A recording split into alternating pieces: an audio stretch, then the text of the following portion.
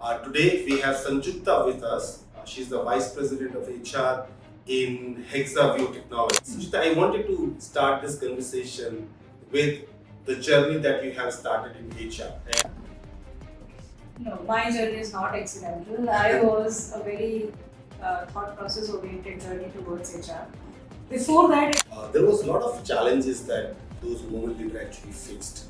okay, first of all, I think in this age, any position, I don't think we can connect. In some organizations, I was the only female member who was in the leadership, and everybody else was male in my team. So it was very male dominated. You say the very hardcore businessman when it came to business decisions, but when it came to people, he would say just the opposite side. The business decision versus the people decision. So for me, it was more about business decision.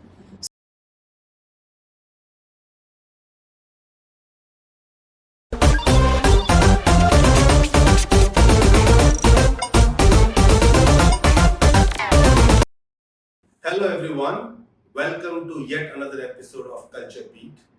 Today we have Sanjukta with us. She's the Vice President of HR in Hexaview Technology. And we are going to talk more about her journey, professional journey, her experiences, challenges she has faced, and what are the different learnings she got. So looking forward and welcome Sanjukta to our show. Thank you, Govind. Alright, so Sanjukta, I wanted to start this conversation with the journey that you have started in HR. And many times we realize that HR are not necessarily the HR they wanted to be. So what's your story? Is it that you wanted to be in HR since beginning, or your journey is also an accidental HR? So take us through that. No, my journey is not accidental. I was a very thought process oriented journey towards HR. Before that, it was not very thought process oriented because I was a science student, and once after that I did my undergrad. So everybody was, taking admission in MBA. So I also enrolled for MBA program. In my first year, I studied various subjects, but in my second year, when I studied the various theories of HR that was there, the psychological theories that are there, specifically the Maslow's theory that is there. When I studied about it, when I studied about the needs, and that was the time when it hit me that HR is not just only papers and pen. It is the basic thinking. It is the empathy that you have. It is the connect with people. So that was the point when I decided that I wanted to get into HR, and that is how I created my path towards it, and still there so far. So one thing I wanted to ask is that in a couple of previous podcasts that we did, we kind of got two sense. One is that people normally felt that HR is a woman thing, number one. But there's another aspect also that when you grow up in the ladder in HR, when you have to be more a business leader than actually as a HR leader, there was a lot of challenges that those women leaders actually faced.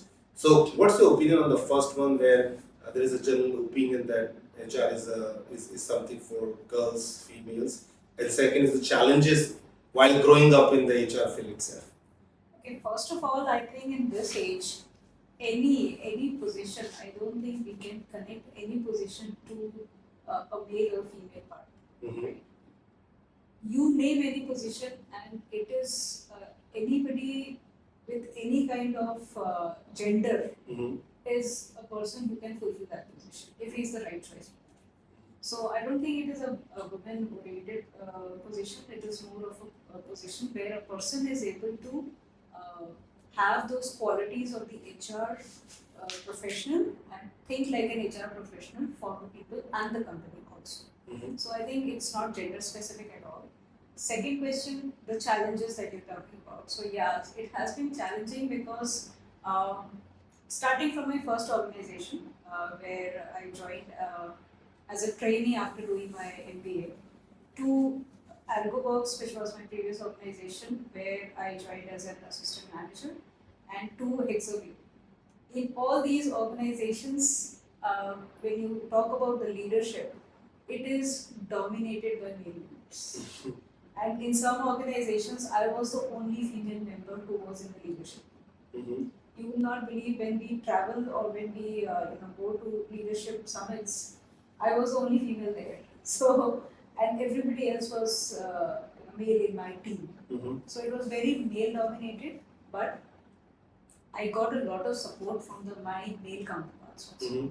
They were very, very supportive when it came to balancing my work. So initially when I joined my previous organization, I had my younger kid was very, very young. So having flexible timings to my boss, understanding the need of me being a mother at times, to excelling in career as well, understanding the parts where strategy came into play, understanding the part where you need to take the leadership role. So getting that guidance and direction, this was a challenging part for me, but because of the team members that I had and the male counterparts I had, I got a lot of learning opportunities for them, and I feel blessed that they were there with me. Yeah, and well, that's very opposite to what I've been hearing in other conversations that I was having with the women leadership, because they kind of described that their journey of coming up in the ladder was comparatively difficult. And I can understand so, because there are many other responsibilities that we in our society think that women will be exercising, and also the support of the family and the colleagues is very important. So, because I've got the opportunity to also interact with your ex-colleagues and team members, and they are a big fan of you, and especially those who have reported to you. So, and this is very unique actually, because there are a lot of studies we've seen that people leave their manager and not the organization, which is actually very true.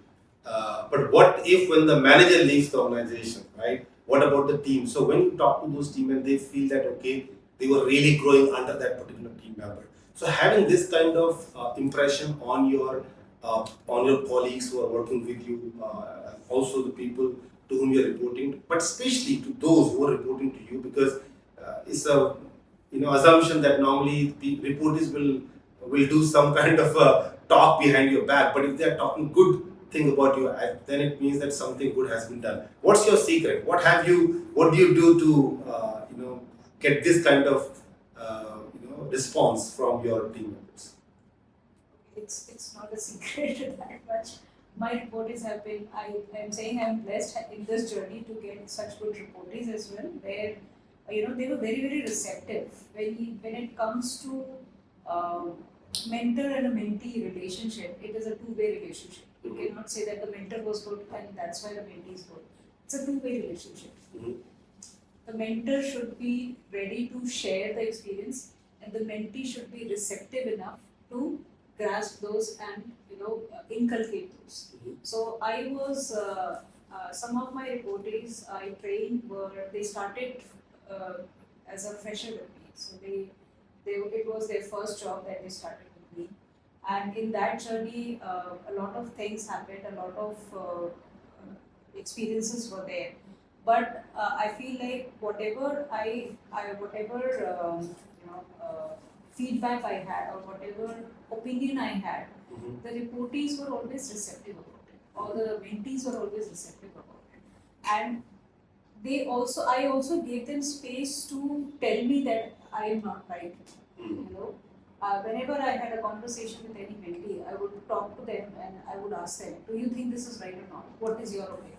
So that was, I think, the most important thing, because it made them realize that it is not a one-way, only hearing. It's not an order. Yeah, it is it is something where they also participate. They participate in the decision making. They participate in what we are doing. So we used to have these sync-up calls where we discuss everything related to our team, related to anything that was going on. I would not just say, okay, do this, do that. I would go in there and then they would say, okay, we have this problem, we have this problem. So I would first ask them, what is your solution? There have been times where they themselves came up with solutions and we did that. So it was not about a one-way thing for me, it was always about being open to conversations, listen to them first, and then also ask them about their opinion. And sometimes, when there are mentees who are starting fresh or they are less experienced, they always feel like, okay, I will ask her and she will tell me. So on certain times I would, but on certain times I would tell them, go and do the research. Find your answers, come back and then discuss. So that also in a way I pushed them to learn, and so that way they also learned and they came back that, oh, I read that, and this is what I learned. So that was a learning experience for them. So these are some of the things that I did. I still do with my team. Yeah, I think you're being very humble, because I believe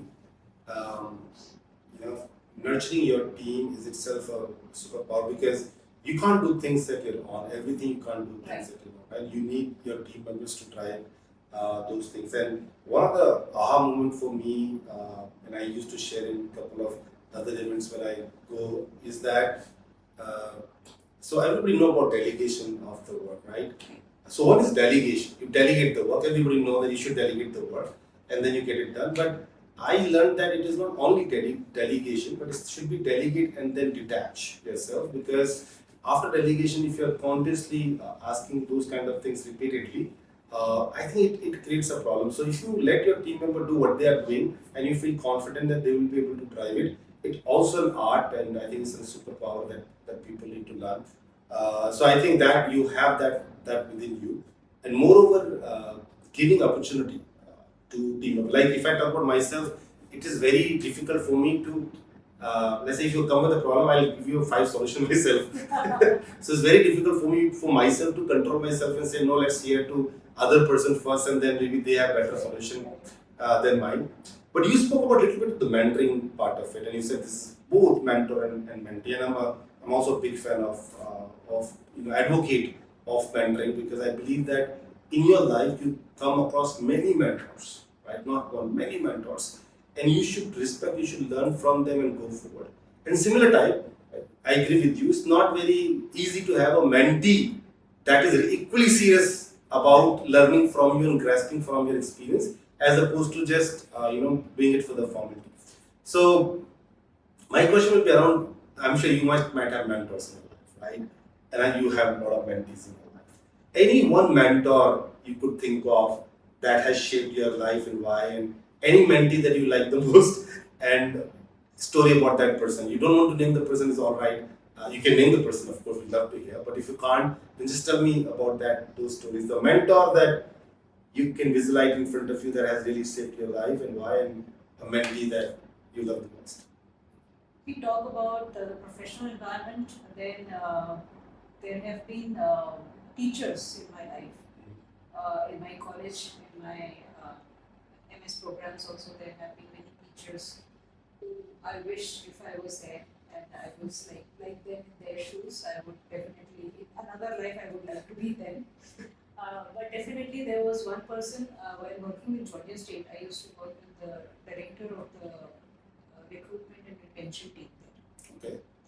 So while working with her, she was one feisty lady that I worked with. I saw her the strongest lady I could even imagine that. So while working with her, I could, inculcate so many things from her. She would not directly come to me and tell me, okay, do this, do that. But when you see her doing the transactions, when you see her, holding the position at the table and speaking, you would definitely think that, okay, I want to be that. So that was the start of it. And then if I come to the current thing, my previous organization had a few of the leadership team members who were very good mentors for me. And it's not just that a day-to-day thing that you have, it's kind of when you see them run the business day in, day out, you tend to learn a lot of things from them. Unknowingly also you pick up a lot of things from them. So I was able to pick up a lot of things from them, and the way they did business, the way my manager especially, he was a very core, you say the very hardcore businessman when it came to business decisions, but when it came to people, he would say just the opposite side. So that taught me that business is really important, but the people who support your business are more important. So those are some things that I learned from him also, and I keep on picking up things from here and there. So I learned a lot of things from you as well. Coming to your, events and seeing you how you conduct the events, how you connect with people. So I collected a lot of things from you as well. So it's like that. So this is actually, I heard a lot of mentors. Any mentee? Mentees, I would say I have got great mentees, and they. Anyone in particular? I don't want to name them, but definitely I have one in particular who has been a very very good mentee for me, and so he started his career with me.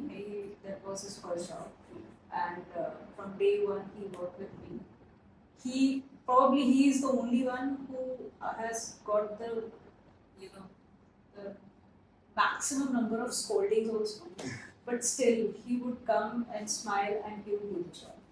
So that is one thing that I also learned from him, that even if the situation is not like a very rosy picture for you and you are getting those scoldings that okay, you did not do this, you have to do better, and this person always tried to do better. So that was something that gave me the satisfaction, and after scolding him I would feel bad about it, that I raised my voice or I spoke to him that way, but then once he came back with the improved version of whatever he was doing, I would feel good about it, that I gave him that, because of that he was able to do it. So definitely. Yeah, I think it's very important, especially for mentors. Spoke about scoldings, meaning hard feedback, let me put it that way. Constructive feedback. Yeah, these are the things which I think are really important for somebody to learn, because you can't be goody all the time. Right. When you are mentoring somebody. And so I remember my second company boss, Sanjukta Biswas, he now runs a company called 𝐓𝐡𝐞, and they are into a lot of HR stuff right now.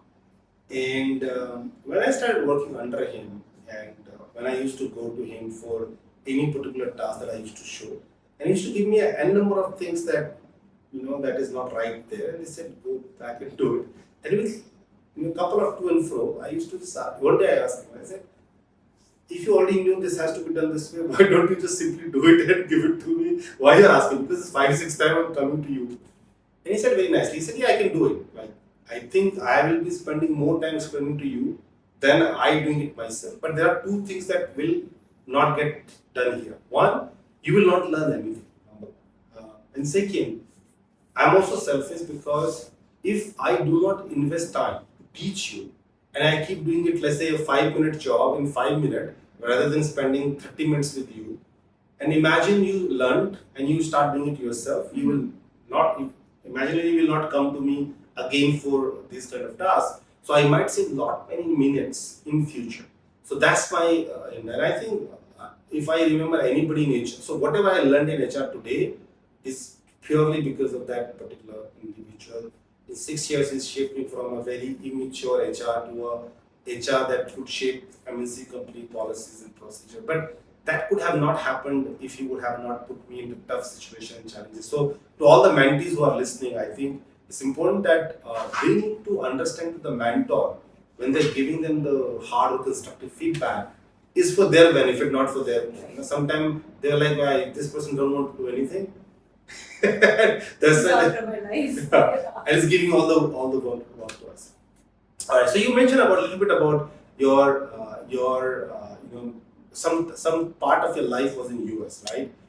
So tell us about that. What was the reason you were in US? How did you come to India? And what are the changes that you have seen, if there is any, in both the countries from a professionalism perspective? Okay. So I went to US in 2003, right after a week after I got married. So my husband was working in US, so okay. I went to US. Initially, I was not on the working visa, so that's why I was a stay-home person. And then while staying home, I prepared for GRE, and then I was like, if I am staying home, let's prepare for some master's degree or something. And then after I got my work visa also, then I started working somewhere as a customer assistance. Mm-hmm. So I worked with Staples for a couple of months, but still that was not something that I wanted to do. Mm. It was just since I was so excited with my workplace, I came after a couple of years. You're like, I will do anything Yeah, actually. So I was very happy, and I was like, let's see what I have. So there was this position was open. It was very close to my house. It was walking distance, so Okay. I just grabbed that position. But then I was not very satisfied with it. So then my husband also was like, you have an MBA degree, why are you doing this? So Correct. then he actually pushed me that why don't you go and actually enroll yourself in some good program so that you get the kind of profile that you're looking for. So then I did my GRE, and then in 2008 I was my daughter was born, so there was a gap of a year, and then I enrolled myself in Georgia State. I did my MS program there, and then while doing my MS program, I did my internship there.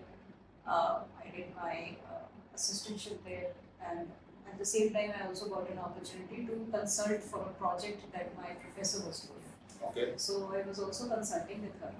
So that gave me an opportunity to look into the professional environment that US has. Mm. So the kind of professionalism that people show, and especially being in the HR department there in the Georgia State University, I was in the HR department. So the kind of professionalism that the HR department had, it was, immaculate. Each and everything was in order. The compliance was 100%.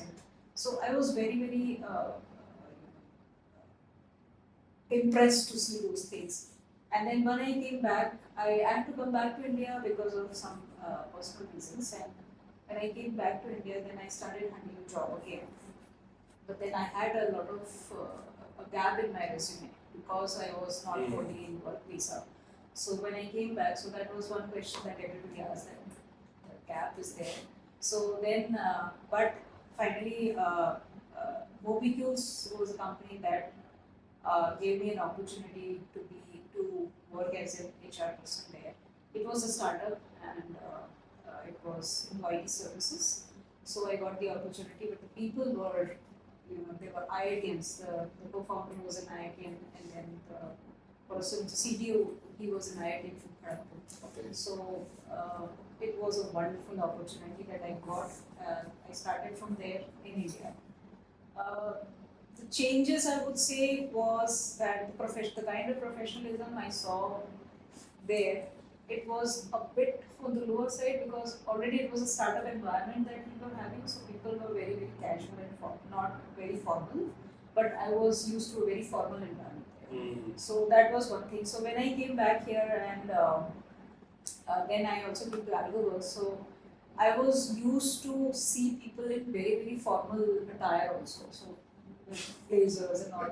And when I saw the co-founders, they were in jeans and just t-shirts. I was like, you were the co-founder, you have to wear this. So they were like, no, this is not that kind of organization. We are very relaxed and very chilled out. So the first time I remember, we were going for campus hiring with me. They were going with me, and I was like, I had written instructions, be informal and wear your blazers and all those things. And they were again in shirt and just, they wore trousers, but casual shirt. So I was like, I had given instructions, why are you not wearing this? So they are like, no, that is not our style. So then I realized that this is the DNA of the organization. That was a different DNA, this is a different DNA. So I adapted to it. So it was like, you become flexible. The environment was flexible. You cannot tie people into things because they are doing such creative work. They have to have that creativity of, the flexibility of using their space how they want to, so that creativity comes out. So that I understood, and then I understood that this organization, the character of this organization is very different. So the people are different, and the people dress differently, the people talk differently. So that was some change that I had. And as I said, there I was working in the HR department, so they were very, very particular about following policies, following even the jargons they spoke. They had specific, the words that they would not use ever. But here, when you're talking to the team, in a room, if the team is talking, I was like, what did you just say? So, but that was the initial moment I had. But after certain, so it was a balance kind of thing that I did. I actually had some trainings where we told people, we made the awareness that this is the kind of conversations or these are the kinds of words that you should not be using while in a professional environment. And while also remembering the fact that this is an organization where people are informal, people can be informal because they have to have that team bonding also. So there has to be a mark where they can use certain things, but also aware that there are certain things professionally they should do. So that balance was there. So the culture shock was there, but then slowly and steadily I was adapting. Yeah, I think it will be there even if you're working within a particular country. Each organization might have their own style. So talk a little bit about the culture shock that you mentioned, and every culture has some values, right? So organizations go with those values. They do a lot of things to make sure that those values are cascaded. And I think everybody, at least at our level, knows that values are something or culture is something that is cascaded top down. But there are many occasions, especially because when you're in HR, all these values related or indisciplinary related things will come to HR, right? Many times when it is about a normal case, it's okay, HR manages it, but many times the case becomes very tricky because you might be talking, let's say the case is about a particular person who is either a very good performer or very influencer or very senior in the organization. And this is one of my favorite questions that I ask people is that any situation when you knew that this, what I'm doing right now, or what I have been asked to do, is not necessarily aligned with our values, but still something that I have to kind of do it. It could be, I don't know, case where we need to fire a person even though we know that the sufficient time is not given to that particular person, right? We're still firing because somebody said, okay, this guy did not do that, so fire. We're like, no, we need to give them time. No time, just fire the person. Or opposite also, right? We are not firing a person, which everybody tells fire the person, right? It could be that case. Or any other case where it is about, let's say, the values, and every company has different values. It's about values, but the values are not followed. The cases come in front of you, and you have been advised or been told or recommended to do opposite to our values. Any such thing coming to your mind? I don't think it's more about values because if that person is asked to leave or if that person is fired, it is because there have been certain instances where that person has not followed the values. Correct. So I think it was not more about the values, it was more about the business decision versus the people decision. So for me, it was more about business decision. So no matter how you want to work with your people, you don't want to let go of your people, but there is some your karma towards your company also. Your company also needs that.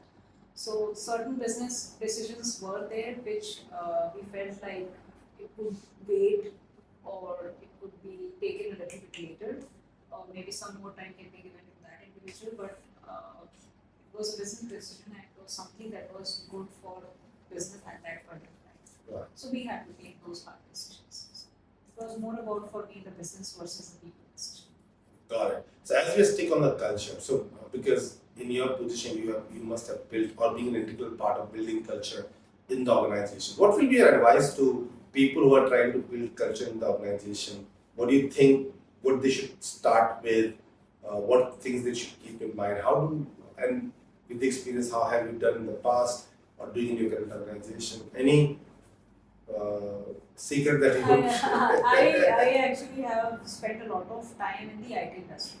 So my interactions have been majorly with the IT people and engineering teams. So what I see usually in the engineering team is that you give them the flexibility and you give them the freedom and they will do wonders for you. So this is what I have learned, that Oh, so I think in whatever industry you are, it is important to understand the people first. What kind of people are there? So there could be teams. So if for my case, there were teams which had freshers, and there were some wild freshers as well. So and there were teams where we had laterals and very polished ones coming from very premium colleges, and those kind of people were also there. So there has to be, you have to understand where that person is coming from, and accordingly you can have that culture created. If you give them the freedom, they give back good things to you. The same goes for my marketing team as well. So they are the most creative people I thought that they were the most creative people within the organization. And they had complete flexibility of mind, complete freedom to think, to do things, and had the support of all the tools required, and they came out with wonderful things. So that's what I can say from my experiences, that give them the freedom to think, give them their space, do the work how they want to, rather than keeping them in boxing them. It is important for us to give them the time to think outside the box and then come up with things. So I think that brings the best out. Great. So as we are reaching out a little bit closer of our conversation, so we heard a lot about Sanjukta as an HR and business leader.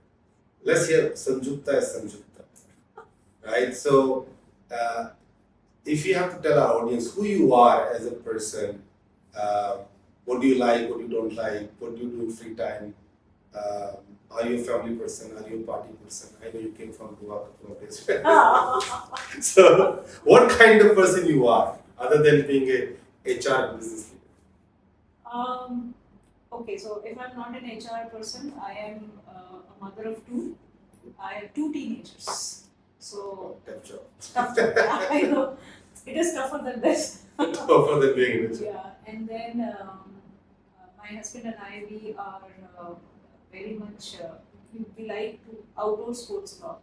So I like to, I'm very, very particular about having wellness, particularly the physical wellness at this age is very important. So I am into a lot of cycling and running and exercise. So whenever I'm not doing these things, I'm either going out cycling or running, or I am going out with my family. So I love to spend time, because in our usual day-to-day work, everyone is so busy. We barely get few hours to spend with each other. So whenever we are together, we like to go together. We are going on vacations. We just from time to time we take vacations or some time off, so that we are able to spend time with them. And seeing what is going on, because teenagers, the world changes for them. Like every few days, something changes. So keeping tab on that also is very important, because they are also in their growing stage at a very impressionable age right now. So I try to spend time with them as well. And Saturday, Sunday, I'm either helping them with their coursework or I'm picking up or dropping them to their coaching centers or tuitions. So this is what I do on weekends. All right. Apart from doing my running and cycling, and so cooking is not the best thing that I do, but eating, I love to eat. So you're a foodie? I could say that. If you be given, let's say, 3 hours, nothing to be done, like it's completely free, what will you do?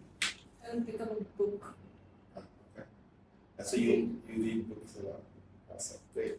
So thank you, Sanjukta, for being on our show and sharing your experience, and also a little bit about your personal life. And I think that will be helpful for the audience to know especially from a woman leader, because as I said, I had many challenges. It's good to hear a refreshing part of it, that it might not be that for everybody. It could be a different story for you. So thank you very much for sharing that. Thank you so much for having me, and it was wonderful being a part of this. Thank you. Alright, so this was Sanjukta with us today, and sharing her experience, her journey, and challenges she has faced, not only professionally, but she also gave her personal side to us as well. So looking forward to more such conversations going forward. See you in our next episode.